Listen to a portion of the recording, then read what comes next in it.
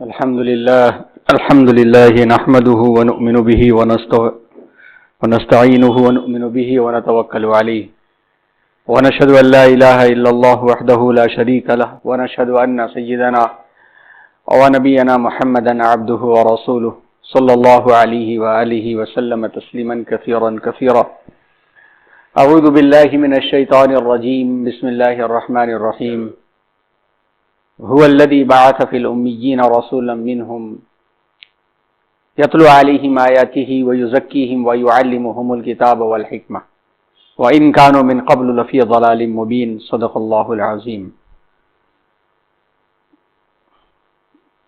معزز سامعین کرام اور دینی اور ایمانی بھائیوں،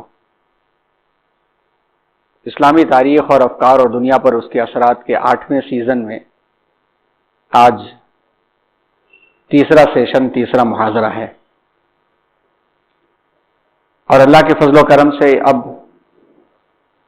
ہندوستان کے اندر جن بزرگوں اور جن شخصیات نے محنت کر کے اسلامی فکر کو پروان چڑھایا، جن کی محنتوں سے اسلامی فکریں ہم تک پہنچیں، ان کا تذکرہ جاری ہے. جون کے مہینے کے 2 محاضرات میں، 2 سیشنز میں اسلامی فکر کا ڈیولپمنٹ اور ارتقاء ہندوستان میں کس انداز سے ہوا، کیسے ہوا، اس کا اورینٹڈ محاضرہ یعنی اس کا تمہیدی محاضرہ آپ کے سامنے پیش کیا گیا.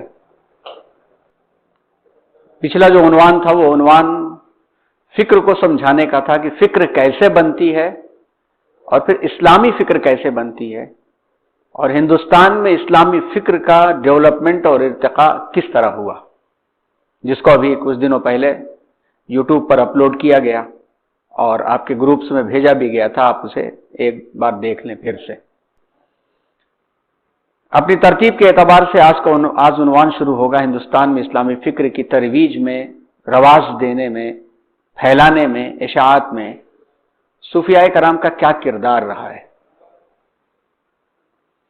یہ لفظ جب آتا ہے، لفظ صوفیہ، تو لفظ تصوف سامنے آتا ہے، اور جب لفظ تصوف سامنے آتا ہے تو کئی قسم کی الجھنیں ہمارے سامنے آ جاتی ہیں لفظ تصوف کے عنوان سے، کہ تصوف کیا ہے، تصوف صحیح ہے، غلط ہے، لازم ہے، یا بالکل شریعت میں بدعت ہے.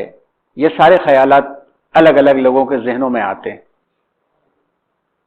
اب چونکہ اس لفظ تصوف سے صوفیزم ایک ازم بنتا ہوا نظر آ رہا ہے، اس لیے ہر سچی فکر رکھنے والا شخص جو موجودہ حالات میں اس لفظ سے جڑے ہوئے لوگوں کو دیکھتا ہے تو اس کے ذہن میں الجھن پیدا ہوتی ہے.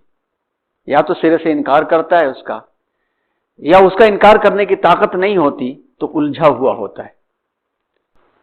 چونکہ اسلامی فکر اور تاریخ کے عنوان میں علم کلام، بحث اور ڈیبیٹ اور مناظرہ اور کسی مسلک پر اور کسی مکتب فکر پر تنقید کا کوئی عنوان ہوتا نہیں ہے، اسی کے مطابق سے یہ عنوان چھیڑنے کی نہ ضرورت ہے، نہ یہاں پر اس کا موضوع ہوتا ہے. اور لیکن یہ ضروری ہے کہ اسے سمجھا جائے.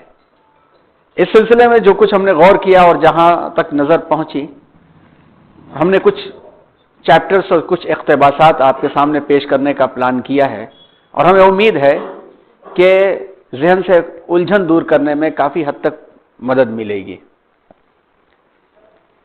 سب سے پہلے ہم آتے ہیں حدیث پاک کے ایک عظیم الشان لفظ کے اوپر، اور ایک ایسا عظیم الشان لفظ یعنی جس کو کہا جائے کہ سپر نوبل، جس سے عام طور پر ہم غافل ہیں اور ہم اس سے ناواقف ہیں. آپ کو ٹائٹل جو دکھ رہا ہے الاحسان، اور اس کے نیچے حدیث کا ایک ٹکڑا دکھ رہا ہے ان تعبد اللہ کأنک تراہ فإن لم تکن تراہ فإنہ یراک. یہ حدیث کا وہ ٹکڑا ہے جو حدیث ہمارے اور آپ کی زندگیوں میں حدیث جبریل کے نام سے مشہور ہے. جو لوگ جانتے ہیں وہ اس کی کیفیت کو بھی سمجھتے ہیں. مذاکرے کے طور پر کہ آپ سب جانتے ہی ہوں گے کہ ہمارے سامنے جو حدیث آتی ہے، ہم نے ایک سنا کہ بھئی حدیث، جب لفظ حدیث استعمال ہوتا ہے تو ہم فوراً یہ سمجھ جاتے ہیں کہ اللہ کے رسول صلی اللہ علیہ وسلم نے کوئی اپنی زبان مبارک سے کچھ بات کو ارشاد فرمایا، آپ کے سامنے وہ کام کیا گیا، آپ نے اس کی تائید فرمائی اور آپ نے وہ عمل انجام دیا، فوراً ہمارے ذہن میں بات آ جاتی کہ حدیث ہے۔ لیکن یہ حدیث جبریل کیا ہے؟ یہ حدیث جبریل وہ کنورزیشن ہے، وہ مکالمہ ہے جو مکالمہ اللہ کے رسول صلی اللہ علیہ وسلم اور حضرت جبریل علیہ السلام کے ساتھ ہوا، جبکہ جبریل علیہ السلام انسانی شکل میں مسجد نبوی آئے تھے اور صحابہ کے سامنے ہوا، یہ غائب حالت میں نہیں ہوا۔ اور یہ حدیث جبریل بخاری، مسلم اور مشکات، سب سے پہلے تو ہم لوگ مشکات میں ہی یہ پڑھتے ہیں، جس میں اللہ کے رسول صلی اللہ علیہ وسلم کے پاس اللہ تعالیٰ نے حضرت جبریل علیہ السلام کو بھیجا کہ جا کر کے صحابہ کے سامنے دین کا مذاکرہ کرے، دین کا مذاکرہ کرے۔ اور وہ حضرت جبریل علیہ الصلوۃ والسلام تشریف لائے اور حضرت جبریل علیہ السلام آ کر کے انہوں نے کچھ سوال کیے حضور کے سامنے، بالکل آئے اور آ کر کے آپ کے زانوں سے گھٹنے سے گھٹنا ملا کے بیٹھ گئے اور آپ کے زانوں پہ ہاتھ رکھ دیا۔ پھر سوال کیا کہ آپ بتائیے مل اسلام، اسلام کیا ہے؟ آپ صلی اللہ علیہ وسلم نے جواب دیا تو انہوں نے کہا ٹھیک کہا آپ نے۔ مل ایمان، ایمان کیا ہے؟ آپ صلی اللہ علیہ وسلم نے جواب دیا، انہوں نے کہا ٹھیک کہا بالکل آپ نے۔ پھر تیسرا سوال کیا، مل احسان، احسان کیا ہے؟ تو پھر جواب دیا آپ صلی اللہ علیہ وسلم نے، اللہ کی بندگی تم اس طرح کرو جیسے تم اللہ کو دیکھ رہے ہو، تم تو نہیں دیکھ سکتے، فَإِن لَّمْ تَكُن تَرَىٰ، تم تو نہیں دیکھ سکتے، فَإِنَّهُ يَرَاكَ، یہ یقین رکھو کہ وہ ہمیشہ دیکھ رہا ہے ہم کو۔ یہی لفظ احسان ہے، جس لفظ احسان کو آج ہم سمجھ گئے تو ہمارے ذہنوں سے یہ جو ٹرمینالوجی ہے نا، جو ٹائٹل ہے، اس ٹائٹل کی الجھن ختم ہو جائے گی۔ اسی لیے دیکھیے اس کے نیچے تزکیہ احسان یا تصوف کا لفظ استعمال کیا گیا۔ اور اس سلسلے میں اپنی بات کو پیش کرنے کے بجائے مفکر اسلام مولانا سید ابو الحسن علی حسنی ندوی رحمۃ اللہ علیہ، جنہوں نے اس لفظ کو اور اس میدان کی الجھنوں کو کلیئر کرنے کے لیے بہترین ایک کتاب لکھی ہے، اور کتاب کا نام ہی ہے تزکیہ احسان یا سلوک۔ اور اس کے اندر انہوں نے اس الجھن کو کلیئر کرنے کے لیے جو مقدمے میں جو اورینٹیشن کے اندر جو بات لکھی ہے وہ سننے کی ہے، بس اتنی ہی سن لے بات، تو ہمارے ذہن و دماغ سے اس میدان کی امپورٹنس بھی سامنے آ جائے گی اور اس لفظ کی الجھن بھی دور ہو جائے گی اور اس کی اہمیت بھی ہمیں سامنے آ جائے گی۔ سب سے پہلی چیز اپنے ذہن میں رکھیے گا الاحسان، جس کو ابھی آپ کے سامنے پیش کیا، ان تعبد اللہ کانک تراہ فإن لم تکن تراہ فإنہ یراک، یعنی قلب کی کیفیت باطن میں اللہ کے یقین ہونے کی ہر آن ہر لمحے جو کیفیت ہے وہ احسان کہلاتی ہے، وہ ہر جگہ مطلوب ہے۔ نماز میں کھڑے ہیں، اللہ ہمیں دیکھ رہا ہے، اللہ ہمیں ہماری ہر چیز کو سمجھ رہا ہے، ہماری سمجھ سے پہلے وہ فیصلے کر رہا ہے، یہ یقین خشوع اور خضوع کہلاتا ہے۔ روزہ رکھ لیا، وہ یقین روزے کی کامیابی کا ضمانت ہوتا ہے۔ زکوٰۃ دے رہا ہے، وہ یقین زکوٰۃ کی قبولیت کی دلیل ہوتی ہے۔ حج ادا کر رہے ہیں، یہ یقین ہمیں معصوم بنا کر کے دنیا میں بھیجتا ہے۔ تو یہ لفظ اپنے ذہن میں رکھیے گا۔ حضرت ایک ٹائٹل دیتے ہیں، اصطلاحات سے حقیقت اور وسائل سے مقصد کی طرف۔ جو ٹرمز ہیں، ٹرمینالوجیز ہیں، ان کو چھوڑتے ہوئے ریالٹی کی طرف ہم غور کریں، اور جو میڈیمز ہیں، جو وسائل ہیں، ان کو چھوڑ کر کے ریالٹی کی طرف ذرا غور کریں، حقیقت کی طرف اور پرپس کی طرف اور گول کی طرف آئیں۔ اصطلاحات اور مروجہ الفاظ و عنوانات نے بعض اوقات حقائق کے ساتھ بڑی زیادتی کی ہے۔ کچھ اصطلاحات ایسی بن جاتی ہیں کہ انسان اس میں گم ہو کر کے رہ جاتا ہے، الفاظ کے پیچ و خم میں الجھ کر کے رہ جاتا ہے، کبھی غور بھی نہیں کرتا، اور غور کرا تو پھر بہت سارے اشکالات آتے ہیں۔ دنیا کے ہر علم و فن، زبان، ادب، دین اور مذہب میں اس زیادتی کی ایک طویل داستان ہے۔ ان اصطلاحات سے بسا اوقات ایک نیا تصور پیدا ہو جاتا ہے، اس زیادتی کی ایک طویل روداد ہے۔ انہی اصطلاحات میں سے ایک لفظ ہے، ایک اصطلاح ہے تصوف، جو لوگوں میں بہت رائج ہے۔ صوفیزم کے نام سے تو باقاعدہ اب اس وقت دنیا بھر میں ایک نیا ہی ازم وجود میں آ رہا ہے۔ اس سلسلے میں طرح طرح کے سوالات کھڑے ہوتے ہیں، بحثیں ہوتی ہیں، اور ایک طویل سلسلہ بحثوں کا چلتا ہے۔ سب سے پہلے یہ سوال پیدا ہوتا ہے کہ اس لفظ کی حقیقت کیا ہے، لفظ تصوف کی حقیقت کیا ہے، اس سے کیا مراد ہے، اس کا اوریجن کیا ہے، اس کا مصدر کیا ہے، اس کا منبع کیا ہے۔ یہ کیا صوف سے نکلا ہے، اون کے موٹے موٹے کپڑے پہننے سے نکلا ہے کہ جن لوگوں نے دنیا کو چھوڑ کر کے سادہ کپڑا، موٹا کپڑا پہن کر کے اپنی زندگی گزارا، اس سے نکلا ہے، یا صفا سے نکلا ہے، دل کی صفائی، یا صفون سے نکلا ہے، یا صفہ سے نکلا ہے کہ حضور صلی اللہ علیہ وسلم نے جو مسجد نبوی میں چبوترا بنایا تھا اور وہاں پر کچھ نادار لوگ آ کے دنیا چھوڑ کے پڑ گئے تھے علم دین حاصل کرنے کے لیے، وہاں سے نکلا ہے، یا یہ یونانی لفظ ہے جو صوفیہ سے نکلا ہے، وہاں سے لیا گیا ہے کہ صوفیہ کا مطلب ہوتا ہے حکمت۔ کہاں سے یہ نکلا ہے، یہ الجھنیں بہت پیدا ہوتی۔ آخر یہ کہاں سے آیا اور کیسے یہ رواج پا گیا؟ اچھے سمجھنے والے اور ہر علم والے جو قرآن اور حدیث پر تھوڑا نظر رکھتے ہیں یا پڑھنا جانتے ہیں یا پڑھنے کا شوق رکھتے ہیں تو یہ سمجھتے ہیں اور یہ غور کرتے ہیں کہ جبکہ یہ نہ قرآن میں ہے نہ حدیث میں اس کا وجود ملتا ہے، نہ صحابہ کی زندگی میں یہ لفظ ملتا ہے اور نہ تابعین کے اقوال میں یہ لفظ کبھی ملا، نہ خیر القرون میں ائمہ کی زندگی میں اس کا سراغ کہیں ملتا ہے۔ تو اس کا مطلب یہ ہو گیا کہ جو چیز قرآن میں نہیں، جو چیز حدیث میں نہیں، جو چیز صحابہ کی زندگی میں نہیں، جو چیز تابعین کی زندگی میں نہیں، تو پھر فوراً ذہن میں بات آتی ہے تو اس کو بدعت کہہ دینا چاہیے۔ یہ سوال ذہن کے اندر آتا ہے، کوشچن مارک ہے، یہ اسٹیٹمنٹ نہیں ہے، ایک کوشچن مارک، ایک سوال ہی حضرت اٹھا رہے ہیں۔ غرض اس طرح تصوف کے حامیوں اور مخالفوں میں ایک پن کے ذریعے، قلمی اور زبان کے ذریعے سے ایک ڈیبیٹ اور ایک معرکہ شروع ہو گیا۔ غرض اس طرح تصوف کے حامیوں اور مخالفوں کے درمیان ایک مستقل کتب خانہ وجود میں آ گیا کہ اگر سرسری جائزہ بھی لینا چاہے انسان نہیں لے سکتا کہ تصوف کوئی کہتا ہے کہ لازم ہے، کوئی کہتا ہے کہ تصوف بالکل باطل ہے۔ کیا ہے درمیان کی راہ اور کیا حقیقت ہے اس سے؟ آئیے اس کو دیکھیں گے تو بھی آگے کا عنوان ہمیں اور اچھا سمجھ میں آئے گا۔ اور ہم یہ جب جانتے ہیں کہ چاہے وہ کسی بھی مکتب فکر کا ہو، ہندوستان کے اندر 15ویں صدی عیسوی تک ہندوستان کے اندر اسلام کی اشاعت اور لوگوں کے دلوں کی اصلاح کے لیے صوفیاء کرام کے کردار کو ہر مکتب فکر کا شخص مانتا ہے۔ تو پھر لفظ تصوف سے کیا مراد ہے، کیوں اتنی الجھنیں ہوتی ہیں؟ اب آئیے حضرت فرماتے ہیں اگر ہم اصطلاح کو ترک کر کے، یہ جو لفظ ہے پرٹیکولر ورڈ تصوف، اس کو ترک کر کے، جو کہ 2 صدی میں شروع ہوا، خلافت عباسیہ کے زمانے میں یہ ورڈ شروع ہوا، ہم یہ دیکھیں کہ قرآن اور حدیث، عہد صحابہ، عہد تابعین، ان کے زمانے کی طرف رجوع کریں اور کتاب اور سنت کا اس پوائنٹ آف ویو سے، نقطہ نظر سے مطالعہ کریں تو ہمیں نظر آئے گا کہ قرآن دین کے ایک شعبہ، دین کے ایک ڈپارٹمنٹ اور نبوت کے ایک اہم رکن کی طرف خصوصیت سے توجہ دلاتا ہے۔ قرآن دین کا ایک اہم رکن کا مطلب جانتے ہیں، پلر کو کہتے ہیں، اور پلر کے بغیر عمارت کھڑی نہیں ہوتی، جیسے ہم جانتے ہیں کہ 5 پلرز آف اسلام، بنی الاسلام علی 5۔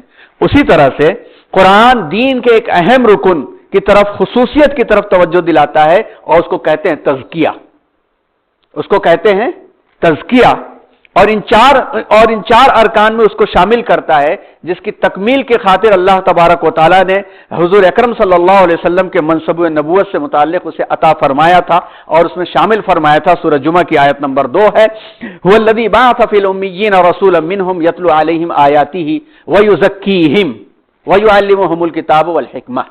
یہ لفظ تزکیہ قرآن میں بار بار استعمال ہوا۔ اسی قسم کی آیت سورہ بقرہ میں 2 جگہ، سورہ آل عمران میں 1 جگہ اور سورہ جمعہ کی آیت نمبر 2 میں بیان کیا گیا۔ وہی ہے جس نے اٹھایا امیوں میں سے ایک رسول، انہی میں سے جو پڑھ کر سناتے ہیں ان کو ان کی آیتیں اور ان کا تزکیہ کرتے ہیں، ان کو سنوارتے ہیں اور ان کو سکھلاتے ہیں کتاب اور دانائی کی باتیں، عقل مندی کی باتیں، اور اس سے پہلے لوگ بھولے ہوئے تھے۔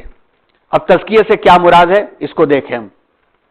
تزکیہ سے مراد انسانی نفوس مطلب ہیومن اسپرٹ، انسان کی روح، انسان کا نفس، انسان کی سوچ، انسان کی فیلنگ، انسان کے جذبات، انسان کی ایموشنز سب آ جاتے ہیں اس کے اندر۔ تزکیہ سے مراد انسانی نفوس کو اعلیٰ اخلاق سے آراستہ کرنا، رذائل سے پاک کرنا، گناہوں سے پاک کرنا۔ مختصر الفاظ میں تزکیہ وہ شکل ہے جس کے شاندار نمونے اور مثالیں ہم کو صحابہ کی زندگی میں نظر آئیں گی کہ کس طرح سے انہوں نے اللہ کے رسول کے ہاتھ میں اپنے ہاتھ کو دے دیا تو جہاں وہ تلوار لے کر کے رسالت نبوت کو ختم کرنے کے در پر تھے، اپنی پوری زندگی نبوت کے چراغ کو جلانے میں لگا دیا انہوں نے. کہا وہ ایک دوسرے کے دشمن تھے، مگر جیسے ہی وہ تزکیہ ان کے دل کا ہوا، وہ ایک دوسرے کے بھائی بن گئے. ان کے اخلاص اور اخلاق کا آئینہ دار ہیں وہ تزکیہ، جس کے نتیجے میں ایک ایسا صالح، پاکیزہ اور مثالی معاشرہ وجود میں آیا جس کی نظیر سے تاریخ عاجز ہے. ایسی تاریخ نہیں مل سکتی ہے جس کی مثال اس کے پہلے بھی آپ کے سامنے آئی کہ لوگوں کے لیے ایثار اور جذبہ، لوگوں کے لیے لٹا دینا، لوگوں کے لیے دے دینے کا جذبہ، ایسی مثال کسی تاریخ میں نہیں ملتی کہ بھوک سے پیٹ پر پتھر باندھے جا رہے ہیں، بھوک سے پیٹ پر پتھر باندھے جا رہے ہیں اور ادھر پڑوس میں پائے پک رہے ہیں. بقرعید آئی نا، پائے پکے ہوں گے نا، پڑوس میں پائے پک رہے ہیں. اب جب پایا پکے تو حدیث یاد آ گئی پایا پکانے والے کو. حضور نے فرمایا کہ بھائی کوئی اگر سالن پکائے تو تھوڑا شوربہ زیادہ کر دے، تو پڑوس میں بھیج دے. ہو سکتا ہے وہ ضرورت مند ہو، نہ ہو تو کم سے کم پڑوسی سے ملاقات ہوگی، ایک رابطہ، محبت بڑھے گی. اب پائے پکانے والے کو یاد آ گیا کہ پڑوس میں بھیجنا چاہیے. انہوں نے ایک پایا اٹھا کے بھیج دیا پڑوس میں. بھوک سے پتھر بندھے ہوئے ہیں. انہوں نے جیسے ہی لیا، کھانے کا ارادہ کیا، تو ایثار کا یہ جذبہ، تزکیہ کا یہ جذبہ کہ سوچا کہ کہیں میرا پڑوسی زیادہ حقدار تو نہیں ہے. اور نتیجہ یہ ہوا کہ دوپہر ہوتے ہوتے وہ پایا پلٹ کے پھر ان کے گھر آ گیا، پورے محلے سے دوڑتے ہوئے. یہ معاشرہ تھا جو تزکیہ نفس کا معاشرہ تھا. اس سے اور بڑی مثال لیجئے. یہ تو ہو گیا کہ انسان ہو سکتا ہے چلو بھئی اپنی ایموشنز کو قابو میں کر لے، بھوک کو قابو میں کر سکتا ہے، لیکن مرتا ہوا انسان کس قابو میں ہوتا ہے؟ جنگ کے موقع پر سانس آخری چل رہی ہے، بھائی پہنچے پانی لینے کے لیے کہ آخری موقع ہے، پانی چلا رہے ہیں، چلو 2 قطرہ پانی ڈال دیتے ہیں. ابھی منہ کے قریب لے کر کے جاتے ہیں تو بازو سے آواز آتی ہے پانی. تو مرتا ہوا صحابی، مرتا ہوا شخص، اللہ کا نیک بندہ اشارہ کرتا ہے اس کو، وہ تیسروں کو بھیجتا ہے اور وہ پہنچتے ہیں تو وہاں بھی انتقال ہو جاتا ہے. پلٹتے ہیں تو یہ بھی شہید، پلٹتے ہیں تو یہ بھی جامع کوثر کے لیے جا چکے ہوتے. تو اس معاشرے سے بہتر مثال کہیں مل ہی نہیں سکتی ہے کہ ایسا پاکیزہ مثالی معاشرہ آیا جس سے تاریخ مثال نہیں دے سکتی ہے، اور ایسی حق پرستی اور ایسا عدل قائم ہوا، زمین پر کوئی مثال کبھی نہیں مل سکتی. ہم دیکھتے ہیں کہ زبان نبوت اسلام اور ایمان کے ساتھ ایک خاص درجہ اور مرتبہ کا ذکر کرتی. قرآن نے بھی ذکر کیا تزکیہ کا. زبان نبوت یعنی حضور اکرم صلی اللہ علیہ وسلم کے لسان مبارک ایک خاص تذکرہ کرتی ہے اور اس کو احسان سے تعبیر کرتی ہے. احسان میں کیا مراد ہے؟ اس سے مراد یقین اور استحضار. یقین کا مطلب کانفیڈنس، پورا یقین، اور ایسا یقین جو بالکل ہمارے سامنے حاضر و ناظر کی طرف سے یقین ہو کہ ہاں بالکل ریالٹی ہے اور فیکٹ ہے، چاہے ہم نہ دیکھ رہے ہو تو کیا ہوا، وہ تو دیکھ رہا ہے ہم کو. استحضار و یقین کی کیفیت جس کے لیے ہر ایمان والے کو کوشش کرنا چاہیے، جس کا شوق ہر مومن کے دل میں موجزن ہونا چاہیے. رسول اللہ صلی اللہ علیہ وسلم سے پوچھا گیا احسان کیا ہے؟ آپ نے فرمایا تم اللہ کی عبادت اس طرح کرو جیسے تم اس کو دیکھ رہے ہو، اور تم اس کو نہیں دیکھ سکتے تو تم کو دیکھ رہا ہے. بخاری اور مسلم کی یہ روایت ہے. جب ہم شریعت اسلامی اور رسول اللہ صلی اللہ علیہ وسلم کے اقوال، آپ کی باتیں، آپ کے احوال پر نظر ڈالتے ہیں تو معلوم یہ ہوتا ہے کہ آپ صلی اللہ علیہ وسلم نے جو کہا، جو کروایا، جو عمل میں آپ لے کے آئے، وہ 2 حصوں پہ ہے. یہ بہت امپورٹنٹ چیز، اس کو سمجھیے گا. وہ 2 حصوں پر ہے. ایک ہے فقہ ظاہری، ایک ہے فقہ باطنی. فقہ لفظ سنا ہوگا نا.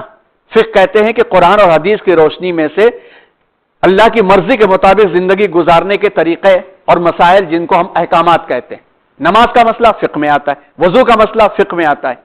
تو فقہ ظاہر اور فقہ باطن، ایک کا تعلق افعال اور حرکات اور امور محسوسہ سے تھا، یعنی فزیکل، وضو کیسے کیا جائے، نماز کیسے ادا کی جائے.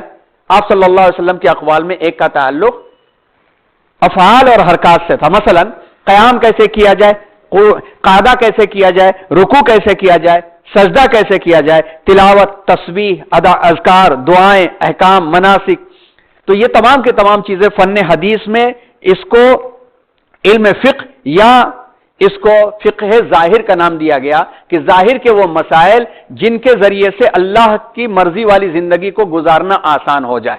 طہارت کے مسائل، غسل کے مسائل، وضو کے مسائل، نماز پڑھنے کا طریقہ، نماز کی شرطیں، تلاوت کرنے کے طریقے، یہ ساری کی ساری جو چیزیں اللہ کے رسول صلی اللہ علیہ وسلم نے بتایا، اس کو فقہ ظاہر کہا جاتا ہے، یعنی ایکسٹرنل لا کہا جاتا ہے.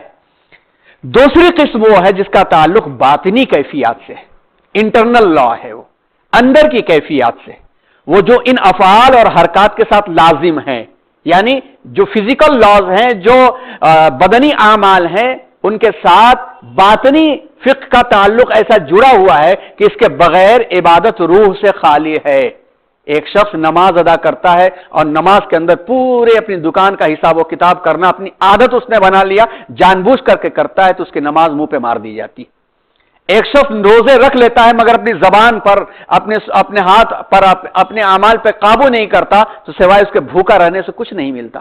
ایک شخص حج کا ویزا پا لیتا ہے اور حج کے اندر وہ حج در حج کر کے زمزم کے بوتلیں لالا کے پورے معاشرے میں خوب بانٹے اور حاجی حاجی حاجی ٹائٹل لگا لے، لیکن حج کی روح سے غافل ہو تو سوائے اس کے ٹور کرنے کے کچھ نہیں ملتا۔ تو یہ جو فقہ باطنی ہے ظاہر کے ساتھ اس طرح سے جڑی ہوئی، جس کو لفظ استعمال کیا گیا لازم و ملزوم ہے، جو رسول اللہ صلی اللہ علیہ وسلم کی زندگی میں قیام و قعود، رکوع و سجود، ذکر و دعا، واعظ و نصیحت، گھر کے ماحول، میدان جہاد، ہر جگہ نظر آتی ہے۔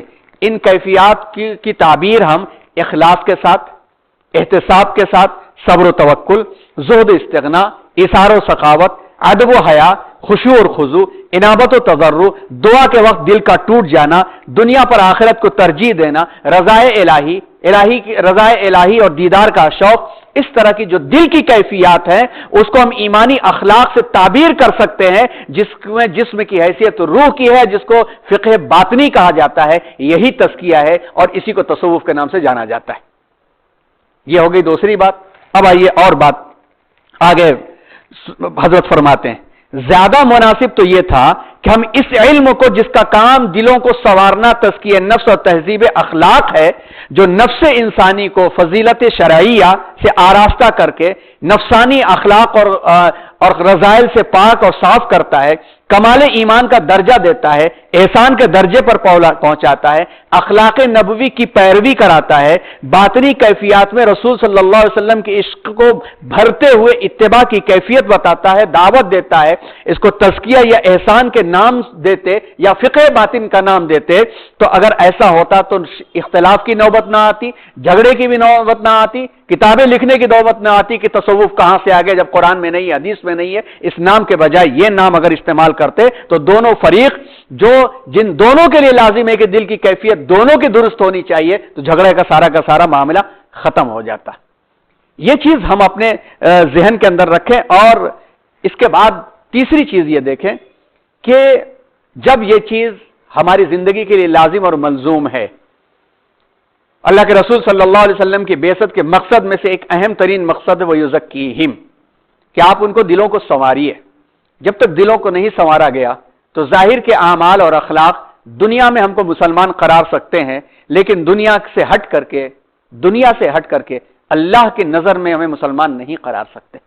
قد افلح المؤمنون الذین هم فی صلاتهم خاشعون، ایمان والے کامیاب ہو گئے۔ کون؟ جو نماز بھی پڑھتے ہیں لیکن دل لگا کے نماز پڑھتے ہیں، خشوع کے ساتھ نماز پڑھتے ہیں۔ پتہ یہ چلا کہ ظاہری کیفیت بھی مطلوب ہے اور باطنی کیفیت بھی مطلوب ہے۔ یہی ہے تزکیہ، یہی ہے احسان۔ اور اس لفظ سے الجھنے کی ضرورت ہے، اس لفظ کو ضرورت نہیں ہے، اس لفظ کو کنارے ہٹا کر کے وہ دیکھا جائے جو قرآنی اصطلاحات کے اندر ہے، تو ہمیں اس کی اہمیت کا بھی اندازہ ہوتا ہے اور اس کے کردار کا بھی اندازہ ہوتا ہے اور ہمارے ذہنوں سے الجھن ختم ہوتی ہے۔ اب آئیے اس کو دیکھتے ہوئے آگے تھوڑا بڑھتے ہیں، اور آگے بڑھتے ہوئے دیکھتے ہیں کہ سلسلے جو مشہور ہوئے ہیں وہ کیا سلسلے مشہور ہوئے ہیں، اس سلسلے پر نظر دوڑاتے ہوئے آگے جاتے ہیں۔ یہ بات جب ہمارے سامنے آ گئی کہ یہ جو تزکیہ قلب کا معاملہ ہے، اس تزکیہ قلب کے معاملے کو بھی یہ دیکھا جائے، جیسا کہ ابھی آپ کے سامنے اس کتاب کے حوالے سے بات پیش کی گئی کہ تابعین کے زمانے تک بھی اس طرح کا کوئی لفظ نہیں وجود میں آیا تھا۔ یہ بعد میں بھی اگر وجود میں آیا، کہاں سے آیا، کیا آیا، اصطلاحات کو بھی چھوڑیے، مگر یہ عمل باقاعدہ اگر وجود میں آیا ہے تو اس کی بھی ایک تاریخی حیثیت ہے۔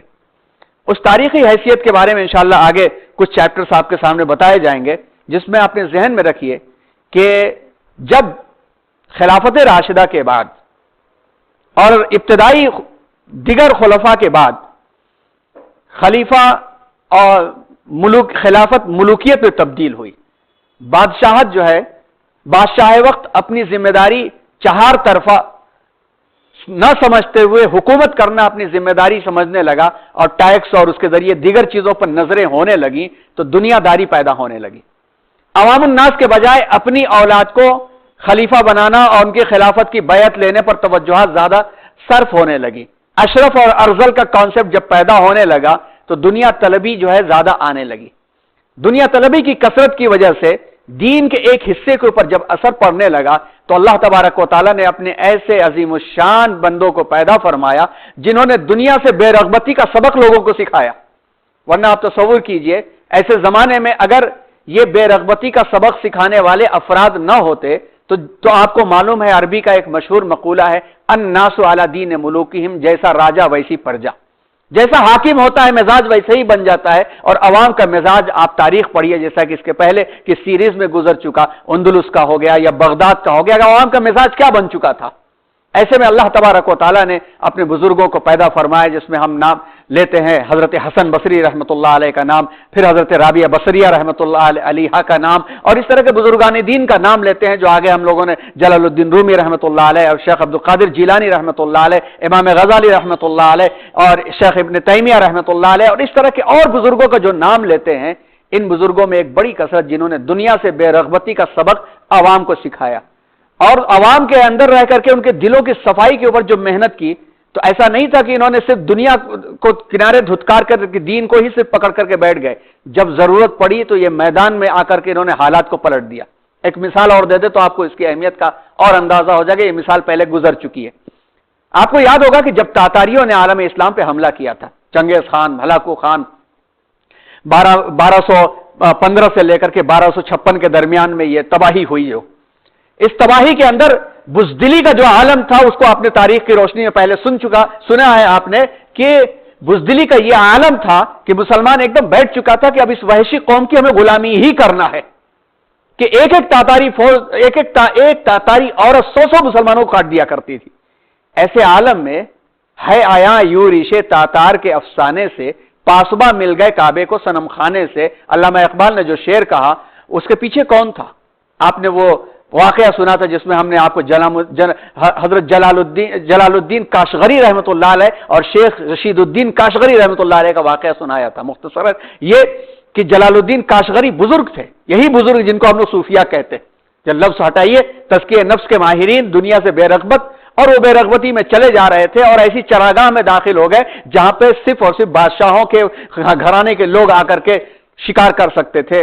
नमाज का वक्त हुआ, अल्लाह का बंदा, उसको दुनियादारी से क्या मतलब, दुर्वेश खुदा मस्त न शर्की है न गरबी, घर इसका न दहली न सफाहा न समरकंद, सारी दुनिया अयालुल्लाह उसके लिए होती है। जंगल पे पहुंचे, तेज आवाज से अजान देकर नमाज अदा करने लगे और बादशाह वक्त का जो शहजादा था, तातारी शहजादा, उसने मुश्के कसवाई और पकड़ के बुलवा लिया और बुलवाने के बाद हकारत की और जलील करना चाहा और जिल्लत में यह लफ्ज इस्तेमाल किया कि ईरानी होना, काशगरी ईरानी होना तुमसे बेहतर तो मेरा कुत्ता है।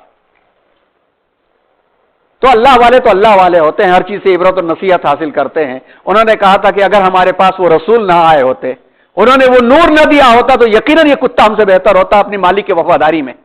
यानी मैं अपने मालिक का अगर वफादार तो मैं बेहतर हूं इस कुत्ते से, अगर मैं अपने मालिक का नाफरमान तो ये वफादार कुत्ता मुझसे बेहतर है। बस ये जवाब दिल को इसने ऐसा पलटा के देखते देखते तातारी कौम का बड़ा हिस्सा मुसलमान हो गया। और जब मुसलमान हुए तो आप देखिए कि तातारी कौम से निकलने वाले कबीलों ने कितने मुल्कों पर हुकूमत की उन्होंने। तो ये सूफिया कराम या ये बुजुर्गान दीन का किरदार इस किस्म का रहा। अब ये कोई लाजिम नहीं है, कोई जरूरी नहीं कि हर शख्स किसी सिलसिले से बधे तभी जाकर जन्नत में पहुंचेगा। जैसा कि अभी आपको इस्तिलाह समझाई गई, फिक़्ह बातिन तो हर एक के लिए जरूरी है। अब ये फिक़्ह बातिन कैसे पता चलेगा कि मेरे अंदर क्या मरज है? नंबर एक, या तो हम डॉक्टर बन जाए और डॉक्टर बन करके हर मैदान के एक्सपर्ट डॉक्टर बन जाए और मुझे कोई तकलीफ पहुंचे तो अपनी डायग्नोसिस खुद कर लें और इत्मीनान के साथ हम अपनी जिंदगी गुजारें। बहुत सारे डॉक्टर्स ऐसा करते हैं। और नहीं तो अच्छे मैदान के अफराद अच्छी मालूमात के बजाय बावजूद भी तकलीफ होती है, ये बार बार दर्द कर रहा है, क्यों दर्द कर रहा है, यहां दर्द हो रहा है तो क्यों दर्द हो रहा है, मालूमात के बावजूद भी एक्सपर्ट के पास जाकर के बैठ जाते हैं, डॉक्टर से मिलते हैं। वो डॉक्टर बताता है कि आपके दर्द का सबब यह हो सकता है और आपके दर्द का सबब यह हो सकता है। कंप्यूटर चलाने वाले को जो दर्द हो रहा है उसका अलग होगा, डोर खींचने वाले को जो दर्द हो रहा है वो अलग होगा, घोड़ा चलाने वाले को जो दर्द हो रहा है वो अलग होगा, बाइक के एक्सीलेटर वाले को हो रहा है जो दर्द अलग होगा। दर्द एक है, रीजन अलग अलग हो सकता है। तो क्या ट्रीटमेंट सबका एक ही हो सकता है? ऐसा सबका एक ही तो नहीं हो सकता है ना बाबू भाई। अलग हो सकता है कि भाई डॉक्टर कहेगा कि आप जरा ये किटरी पिटरी बंद कीजिए, थोड़ा सा आप एरोबिक्स कीजिए, और घोड़ा चलाने वाले को दूसरा कहेगा, खेती करने वाले को अलग कहेगा। जब जाहिरी अमाल में ये चीजें हैं तो बातिनी अमाल में क्यों नहीं होती? बातिनी अमाल में मुझे कैसे पता चले कि मेरे दिल के अंदर याद खुदा की कमी हो रही है, एहसास है कि याद खुदा की कमी हो रही है, रीजन क्या है? मेरे जिक्र अस्कार बराबर नहीं चल रहे, रीजन क्या है? नमाज के अंदर वसवसे और ख्यालात खुद साख्ता आ रहे हैं या अपने आप आ रहे हैं, रीजन क्या है? इसके लिए उनके पास पहुंचना पड़ता है जिन्होंने अपनी जिंदगियों को याद खुदा में घुला दिया है और उनके दिल साफ सुथरे आईने की तरह से हो चुके हैं, और ऐसे आईने की तरह से हो चुके हैं कि नब्ज पकड़ करके वो मरज का पता बता देते हैं। जब हकीम हजरात, आप सबने सुना भी होगा हकीम अजमल खान और इस किस्म के हुक्मा के बारे में सुना होगा, हकीम हाजिक लफ्ज वहीं से आया है, लफ्ज हाजिक वहीं से आया है। हमारे अब्बा भी उसी फील्ड के थे तो रख दिया उन्होंने कि सुना है कि हमारी पैदाइश हुई तो हाजिक किताब जो हकीम अजमल खान साहब की है वो वालिद साहब के मुताले में थी, और भाइयों का नाम तारिक शारिक सादिक चला आ रहा था। मेरी पैदाइश हुई तो हाजिक रख दिया उन्होंने। उस किताब को मैंने तलाश करके खरीद कर अलमारी में रखा है। तो जब हकीम हजरात हाथ पकड़ करके बता देते थे, बल्कि यहां तक कि खवातीन अपने दामन या कपड़े पकड़ा देती थी तो मर्ज का पता बता दिया करते थे, तो क्या यह मुमकिन नहीं कि अल्लाह के कुछ ऐसे बंदे जो सामने बैठ करके हमारे मर्ज का पता बता दे? यह गैब नहीं है कि गैब का कोई दावा कर दे। कोई ये कह सकता है कि डॉक्टर ने बिल्कुल नब्ज को की धड़कन को बराबर देखा, उससे पता लगा लिया कि प्रॉब्लम कहां है? क्या कह सकता है कि हकीम जो है आलिमुल गैब बन गया? वो गैब का इल्म नहीं है, वो रियाजत और मुजाहिदा और तजर्बा है। जिस तरह से हम ये देखते कि सहाबे कराम बिल्कुल पाक साफ मुसफ़ा और महफूज शक्ल में भी जब भी वक्त मिलता हुजूर की खिदमत में हाजिर हो जाते, और हाजिर होकर के आपकी मजलिस में बैठते, आपकी मजलिस में बैठ करके याद इलाही में गर्क हो जाते। वो वाकया मशहूर है हजरत गसील मलाइका हजरत हंजला रजी अल्लाह तआला अन्हु, जिनको फरिश्तों ने गुस्ल दिया था। वो एक बार तो चीखते हुए मस्जिद में हाजिर हो गए, नाफका हंजला, नाफका हंजला, हंजला मुनाफिक हो गया। हुजूर ने पूछा क्या बात है हंजला बेटा, क्या बात है? अरे हुजूर मैं आपकी मजलिस में होता हूं तो याद खुदा से दिल भरा हुआ होता है, बाहर जाते हैं तो दुनिया की याद आने लगती है। तो आप सल्लल्लाहु अलैहि वसल्लम ने तसल्ली दी। इस वाक़े और इस तरह के केसेस से पता चलता है कि सहाबा कराम का मुस्तकिल मामूल था कि हुजूर की मजलिस की ज़ियारत किया करते थे। फिर उसके बाद हम देखते हैं कि सहाबा कराम की अपनी अपनी मजलिसें होती थी इल्मी, सहाबा कराम की मजलिसें हुआ करती थी, उसमें बैठते थे। फिर ताबईन की मजलिसें होती थी। फिर मुहद्दिसीन का जब नाम आता है, अइम्मा का नाम आता है, तो हर इमाम अपनी जगह पे होता, तो लोग दूर दूर से आकर के उनकी मजलिस में हाजिरी देते थे और अपनी इस्लाह करके जाया करते थे। यही है तज़किये का वो सिलसिला जिसके लिए कोई जरूरी नहीं है कि बाकायदा बैत करके और बैत लेने के बाद जो है वो जब तक वो न सिलसिला अख्तियार ना किया जाए जन्नत नहीं मिलेगी। ये ख्यालात किसी भी तरह से सही नहीं है, लेकिन ये जरूरी है कि हमको नहीं पता कि मेरा मरज क्या है, मुझे कोई तकलीफ होती है, मुझे कोई उलझन होती है, तो मैं अपने मुर्शिद हजरत मौलाना सैयद मोहम्मद राबी हसनी नज़वी रहमतुल्लाह अलैह की खिदमत में मैं पहुंच जाता। सवाल करने की भी कभी कभी जरूरत ना पेश आती, हजरत से मुसाफा करने के बाद ही हजरत कुरान की कोई आयत या कोई ऐसी नसीहत करते जिसमें हल मिल जाता, तो उसको आलिमुल गैब थोड़ी कहा जाएगा। अल्लाह ताला डालते हैं। और फिर हम सब ने हदीस पढ़ी है कि जो शख्स अल्लाह के लिए अपनी जिंदगी को वक्फ कर देता है तो अल्लाह उसकी सोच, उसका हाथ, उसका पैर बन जाते हैं। अल्लाह ताला ने यह फरमाया है। और जिसके जिंदगी के अंदर जितना ज्यादा दिल साफ होता चला जाता है वह दुनिया से गायब होना शुरू हो जाता है, यानी उसके अंदर तवाज़ो आ जाता है, इनकिसारी आ जाती है। अब जो इस सिलसिले के 4 मशहूर सिलसिले मशहूर हैं, वो सिर्फ तारुफ के वास्ते, इसकी बहस में हम नहीं जाते, मजीद गुंजाइश भी नहीं है, करना भी नहीं चाहिए। जो बात हमें कहना था हमने आपके सामने पेश कर दिया। सिलसिले कादरिया, कादरी लफ्ज शेख अब्दुल कादिर जिलानी रहमतुल्लाह अलैह के इसमें गरामी अब्दुल कादिर से लिया गया है। तमाम सलासिल में कादरी सिलसिला सबसे अफजल माना जाता है। सिलसिले चिश्तिया ख्वाजा मोइनुद्दीन चिश्ती अजमेरी रहमतुल्लाह अलैह की तरफ मंसूब है। सिलसिले सुहरवर्दिया शेख शिहाबुद्दीन सुहरवर्दी रहमतुल्लाह अलैह की तरफ मंसूब है। और सिलसिला नक्शबंदिया, इस रूहानी सिलसिले के बानी शेख बहाउद्दीन नक्शबंद हैं जो बुखारा उज़्बेकिस्तान के रहने वाले हैं। और ऐसा नहीं है कि ये मनमानी सिलसिले हो गए या मौजूदा जो दिख रहा है, असल में जो दिखता है इंसान उसको देखता है, جو ازمس اور جھومنا اور جو شریعت کے خلاف کے اعمال اور جو وسائل کے اوپر بہت زیادہ توجہ دینا، حقیقت سے بھاگنا، جس کی وجہ سے الجھنیں پیدا ہوتی ہیں، یہ چیزیں نکالی جائیں تو پھر انسان جو ہے الگ طریقے کی پہچان اس کی ہو جاتی ہے، دل کی دنیا کو درست کرتا ہے۔ اس سلسلے میں حضرت مولانا سید ابو الاعلی مودودی رحمۃ اللہ علیہ سے ایک سوال کیا گیا، اور یہ جواب ترجمان القرآن اگست 1965 کے شمارے میں موجود ہے۔ یہ حضرت سے جب سوال کیا گیا تو حضرت نے جواب دیا کہ ان سلسلوں کی ابتدا ایسے بزرگوں سے ہوئی ہے جو یقیناً صلحائے امت میں سے تھے، اور ان کا مقصود بھی تزکیہ اور اصلاح تھا، جس کے ایک پاکیزہ مقصد ہونے میں کوئی کلام نہیں کیا جا سکتا، مگر جس طرح مسلمانوں کی زندگی کے دوسرے شعبے بتدریج انحطاط زوال کے شکار ہوئے، ان میں بھی صحیح اور غلط کی آمیزش ہوتی چلی گئی، اس طرح یہ سلسلے بھی اپنی اصلی ابتدائی پاکیزہ حالت پر باقی نہیں رہ سکے۔ موجودہ زمانے کے بارے میں انہوں نے فرمایا، 1965 میں فرمایا تو آج تو آپ خود ہی سمجھ سکتے ہیں، لیکن سب کو نہیں کہا جا سکتا، آج بھی اللہ والے ایسے موجود ہیں، لیکن خدا سے کے فضل سے قرآن و سنت دنیا میں محفوظ ہیں، ان کی رہنمائی میں ہم جہاں اپنی زندگی کے دوسرے شعبوں میں صحیح و غلط کے درمیان تمیز کر سکتے ہیں، سلاسل تصوف کے افکار و اعمال میں بھی یہ تمیز ممکن ہے۔ جو چیز اس کے مطابق ہے صحیح ہے، جو نہیں ہے وہ صحیح نہیں ہے۔ ہمارے پاس قرآن و حدیث کا معیار موجود ہے، ہمیں کسی کے پیچھے جانے کے بجائے پہلے یہ دیکھنا اس کی زندگی اس کے مطابق ہے یا نہیں، اگر ہے تو ہمارا وہ مقتدا ہے، اور اگر قرآن و حدیث کے مطابق نہیں ہے تو بڑے سے بڑا ولی بھی اپنے آپ کو دعویٰ کرنے والا ہو، قرآن و حدیث سے ہٹ کر کے ہے تو ہماری زندگی سے اس کا کوئی مطلب نہیں۔ اس سلسلے میں ایک اور بات، لقد من اللہ علی المؤمنین اذ بعث فیہم رسولا من انفسہم یتلو علیہم آیاتہ ویزکیہم ویعلمہم الکتاب والحکمہ وان کانوا من قبل لفی ضلال مبین، یہ سورہ آل عمران کی آیت ہے۔ اس سلسلے میں حضرت مولانا علی میاں صاحب رحمۃ اللہ علیہ نے سلاسل اربع اپنے کتابچے کے اندر 5-6 پوائنٹس لکھے ہیں کہ جو یہ سلسلے کے بزرگان دین ہیں، جو اپنے مریضوں کا علاج، روحانی علاج جو کرتے ہیں، اس روحانی علاج کے لیے جو ان کو باقاعدہ مسلسل ڈوز دیتے ہیں، وہ کیا ہوتی ہیں، اس کے کچھ پوائنٹس ہیں، اس کو آپ ذرا ذہن میں رکھیے۔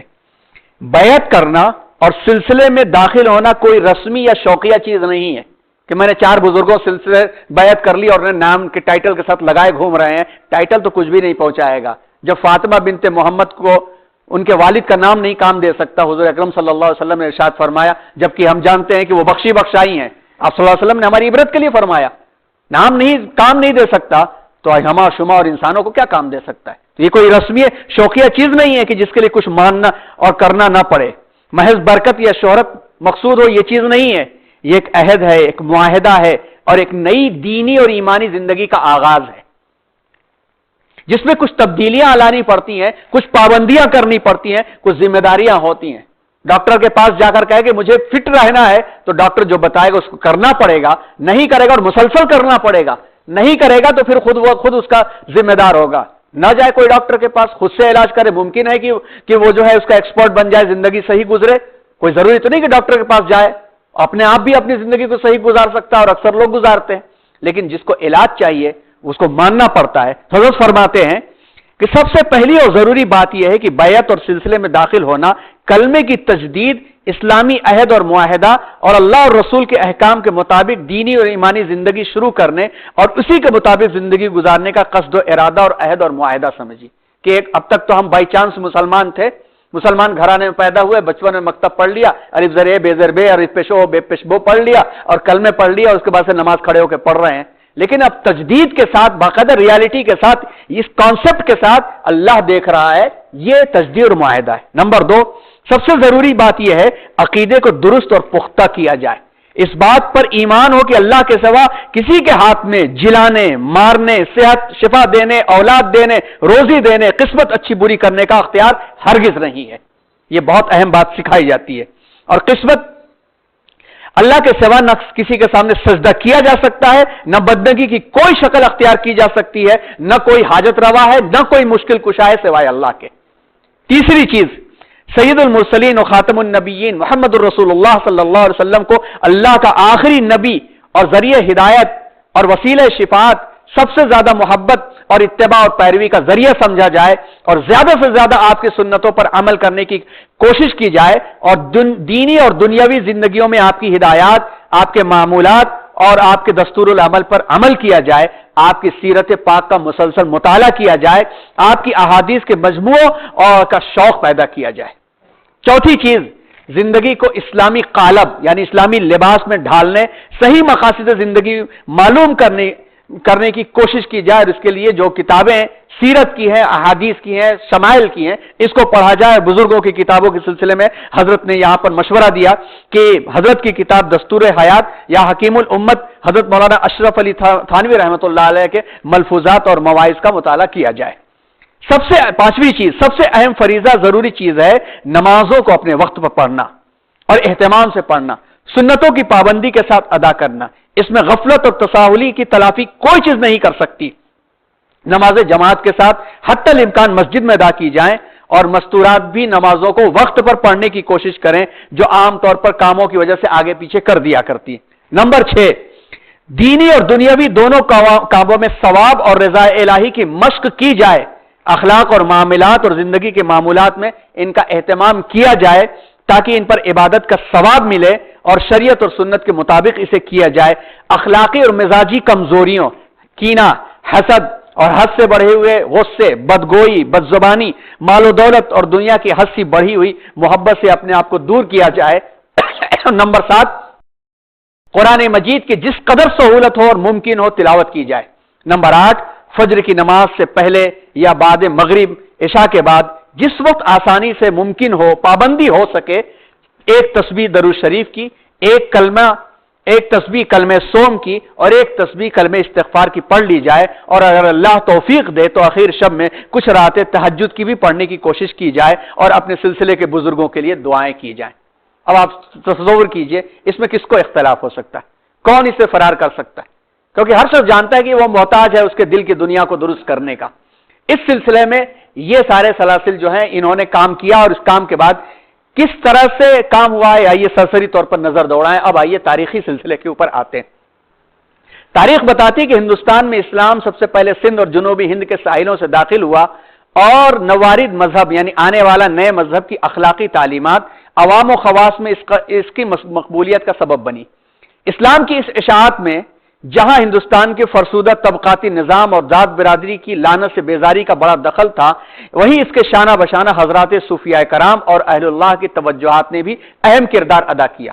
یہ عہد وسطیٰ کا ہندوستان تھا جب 12ویں اور 13ویں صدی گلے مل رہے تھے، یعنی قریب آ رہے تھے۔ علماء، صلحاء، فقہاء اور صوفیاء کے قافلے یہاں آ رہے تھے۔ انہیں اس سرزمین میں نرمی اور رواداری کا احساس ہوا تو وہ یہیں پر رہ گئے۔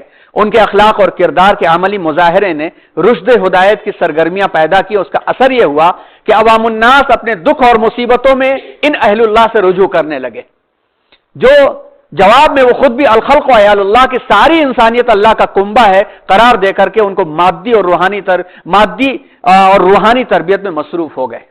اس طرح صوفیاء اعظام کی اس خدمت کا نقش عوام کے دلوں پر اتنا گہرا ہوا کہ مسلم حکمران اور سلاطین کو فراموش کر کے صوفیاء باصفا کو اپنا سب کچھ سمجھنے لگے، ان کی ہدایت پر سر تسلیم خم کرنے لگے، ان کے دکھائے ہوئے راستے کو مشعل راہ بنا کر زندگی گزارنے لگے۔ صوفیاء کرام ذات برادری کی امتیاز، اشرف اور ارذل کی تفریق کے قائل نہیں تھے۔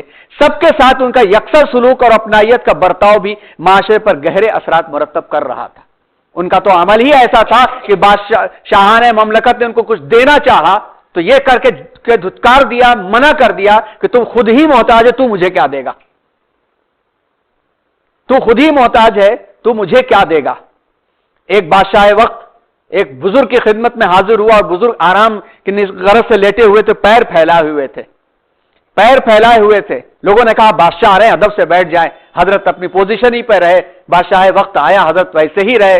بادشاہ وقت نے کچھ نصیحت حاصل کی، اور جب رخصت ہونے لگا تو ایک اشرفی کی تھیلیاں ان کی خدمت میں پیش کی، تو انہوں نے یہ کہہ کر کے انکار کر دیا، جو پیر پھیلائے ہوئے بیٹھا ہے ہاتھ نہیں پھیلایا کرتا۔ اس طرح سے انہوں نے سب کو یکساں سبق سکھایا، سب کو ایک ہی جگہ بوریا پہ بٹھا دیا، اور سب کو اس کی اپنی اوقات یاد دلا دیا کہ تمہاری اوقات سب کے برابر کی ہے۔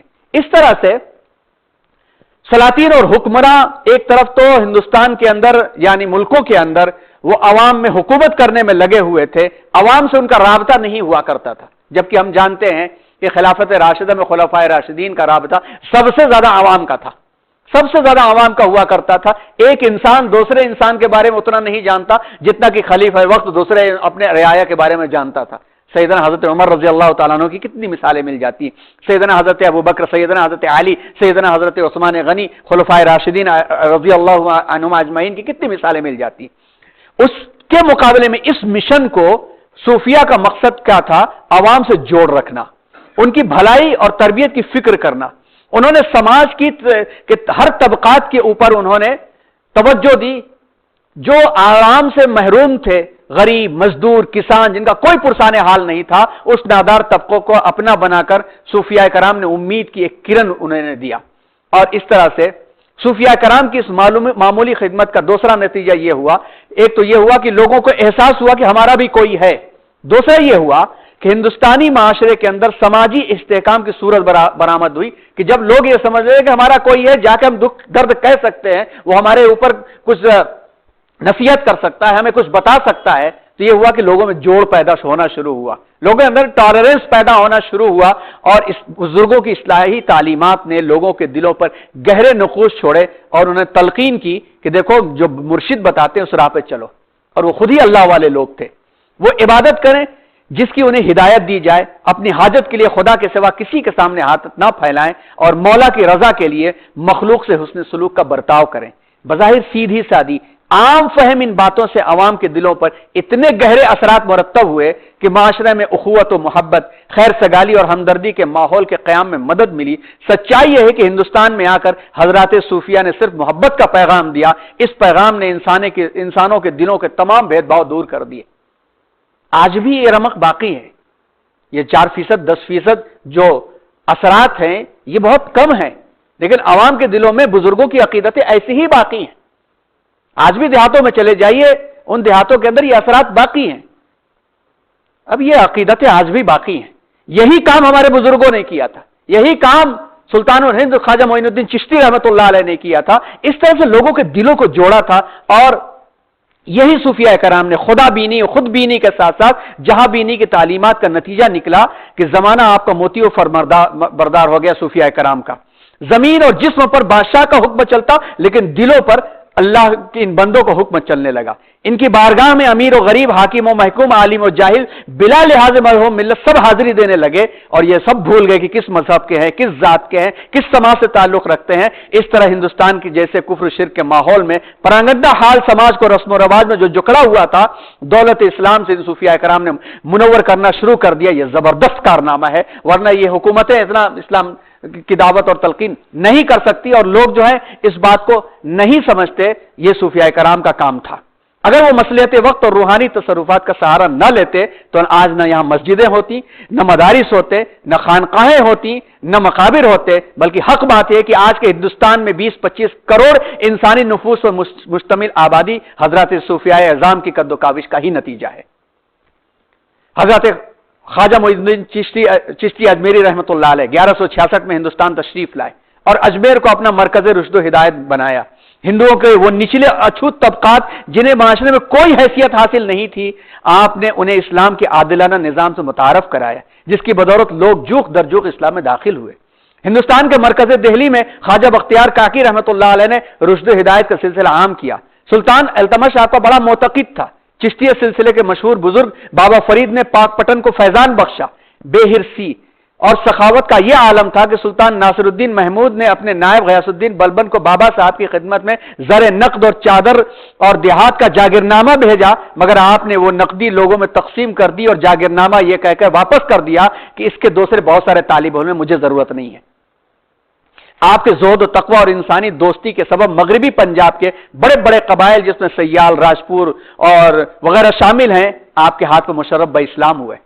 بابا فرید کے مرید اور فوائد الفوائد کے مصنف حضرت نظام الدین اولیاء رحمۃ اللہ علیہ نے دہلی میں بیٹھ کر اشاعت اسلام کا ایسا نظام قائم کیا جو گجرات، دگن، بنگال تک پھیلا. فتوح السلاطین میں اوسامی نے عہد محمد تغلب کی دہلی کے بربادی کے 3 اسباب لکھے ہیں. ایک ان میں سے یہ لکھا ہے کہ حضرت نظام الدین کے سایہ عاطفت ان سے محروم رہنا، جس کی وجہ سے یہ برباد ہوئی سلطنت.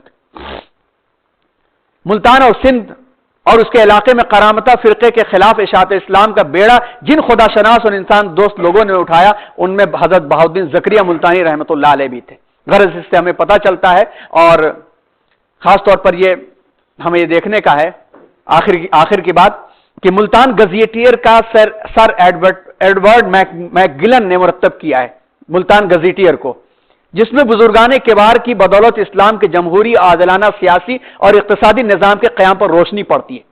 ہندوؤں کے وہ قبائل جنہوں اچھوت قرار دے کر ان کی سیاسی، سماجی اور اقتصادی حیثیت ختم کر دی گئی تھی، صوفیاء کرام نے انہیں دین اسلام کے عادلانہ نظام سے متعارف کرایا۔